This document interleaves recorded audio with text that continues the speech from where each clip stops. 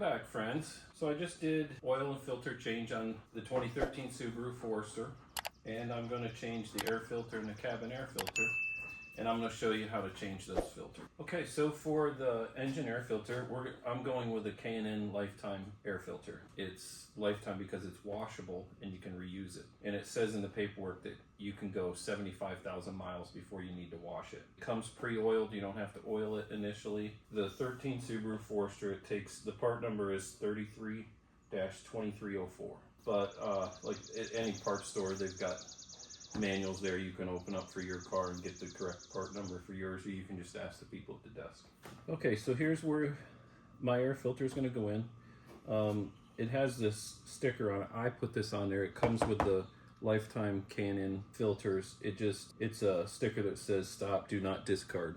So if you take it to a garage and they service it, they may just throw that out and put a new one in, but hopefully this will stop them from throwing out your Lifetime filter. So what I like to do is you don't necessarily have to remove this hose clamp and undo this from the air intake, but I like to because there's not a lot of room to work in this car. So I like to loosen this hose clamp here and remove this from there so I can get more room to work. So we'll just loosen that. It takes a 5/16 inch nut driver. Get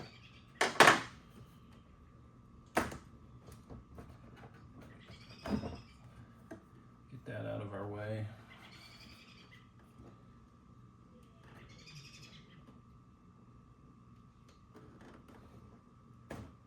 And I like to remove the wiring harness for the mass airflow sensor. You just push down on the clamp here and wiggle it back and forth, pops out. And then there is 2 clips here.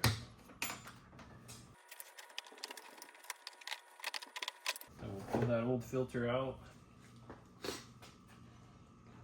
All right, looks the same size. So like the paperwork said, it's pre-oiled. You don't need to oil it initially. We'll just drop it in.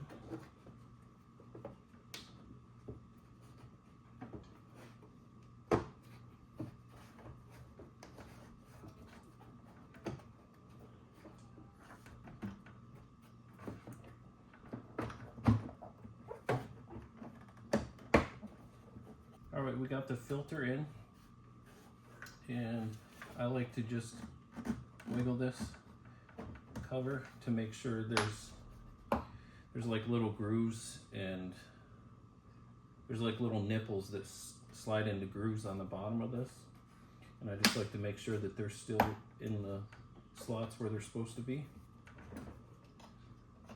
Hook up our mass airflow sensor, wiring harness.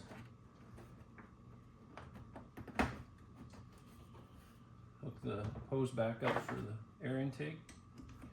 Tighten the clamp.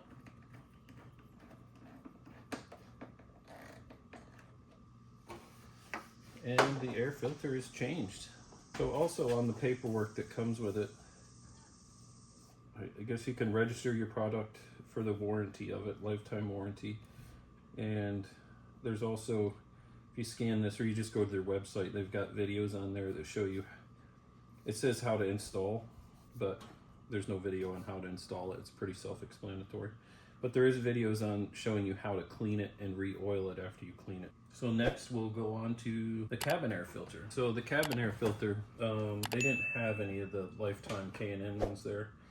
So I just went with the STP one. So let's go change the cabin air filter. Okay, so we're in the car. The cabin air filter is in behind the glove box. So you definitely have to remove the glove box door. So on mine, I can just lift up this corner and it comes out, and then on an angle, and then the other side comes out.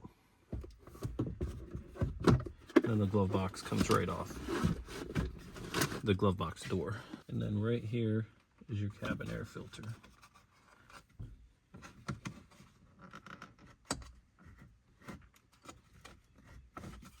And it just slides out. And that is filthy.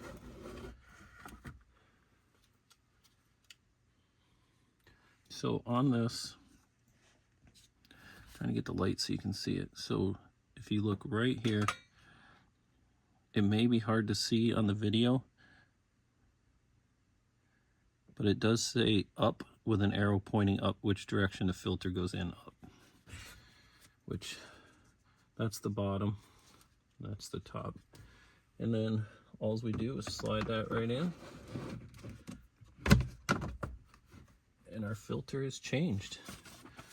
So now we'll just get this glove box door back on, and it is just the opposite.